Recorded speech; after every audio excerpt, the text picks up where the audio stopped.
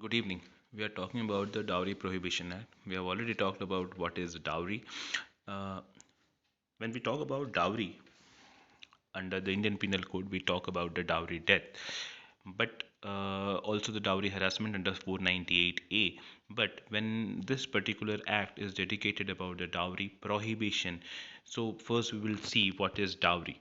The term dowry has been made as any property, movable or immovable, valuable assets, etc., given or agreed to be given directly or indirectly by one party of a marriage to the other party. The property or asset demanded must be given in connection to marriage.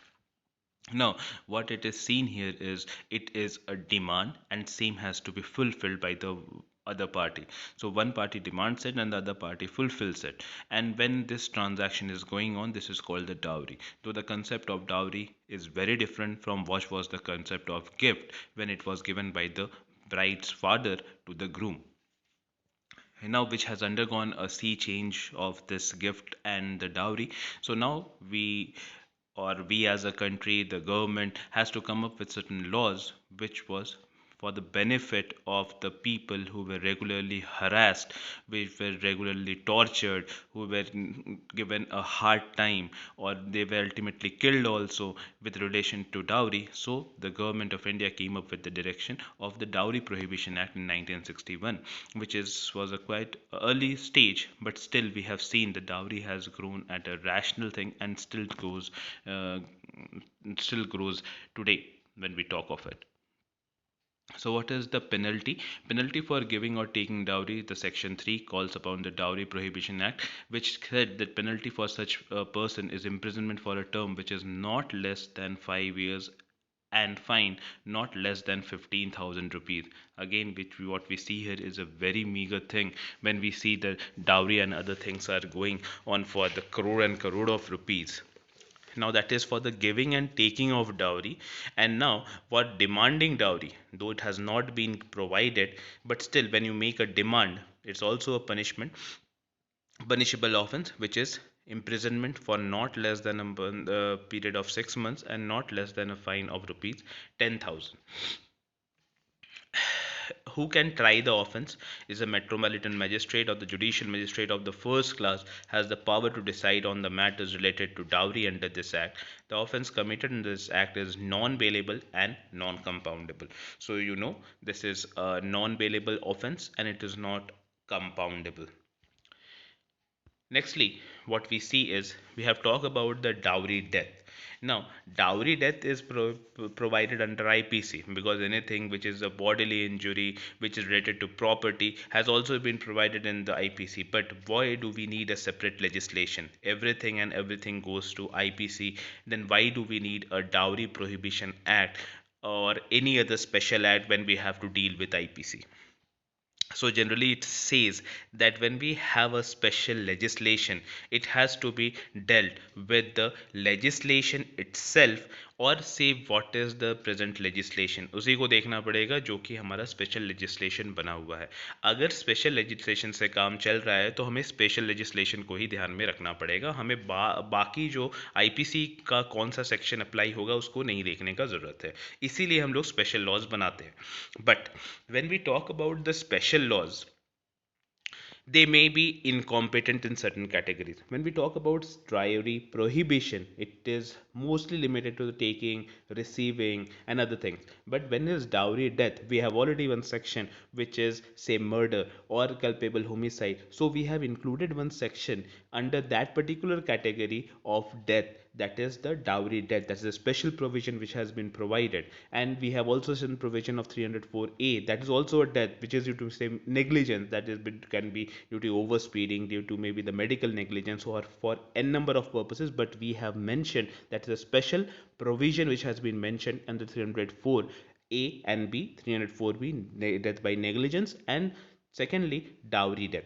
So these are the special legislation which has been adopted, which has been provided in IPC apart from the special legislation in case of death.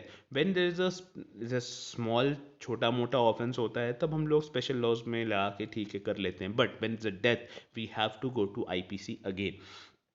So dowry death we have already discussed in length in the class about the dowry death, so we will move forward. this section 113B deals with the presumption of dowry death. Now, when we have already discussed that if a question whether a person is committed a dowry death of a woman and it shows that before her death there was subject to cruelty and harassment by hands of her husband or his relatives in connection with dowry, then the court shall presume that such person has caused a dowry death. Now, shall presume, that is, the presumption is always there because there is a case of cruelty and harassment. So there will be a presumption that the death may have been caused or the shall have been caused due to shall. Then the word shall has been used. I think not. I think that is particularly that the that has been due to the dowry. But what we see here, what if there is no case of cruelty or harassment which she has reported? Then also there will be a presumption, or will there be a case of presumption of dowry death in that case also?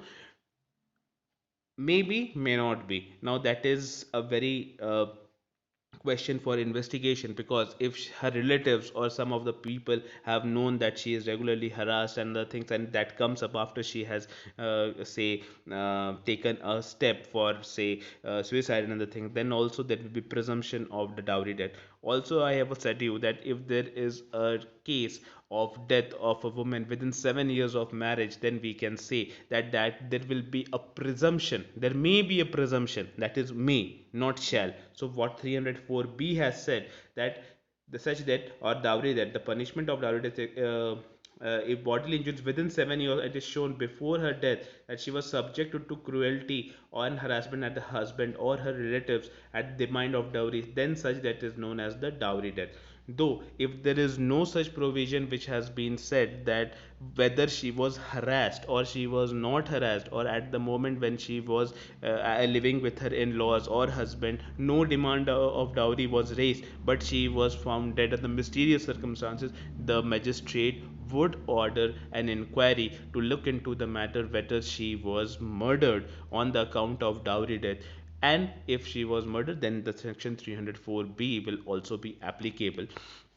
That is only a presumption, and that is a thing which has been provided to check on the dowry deaths also.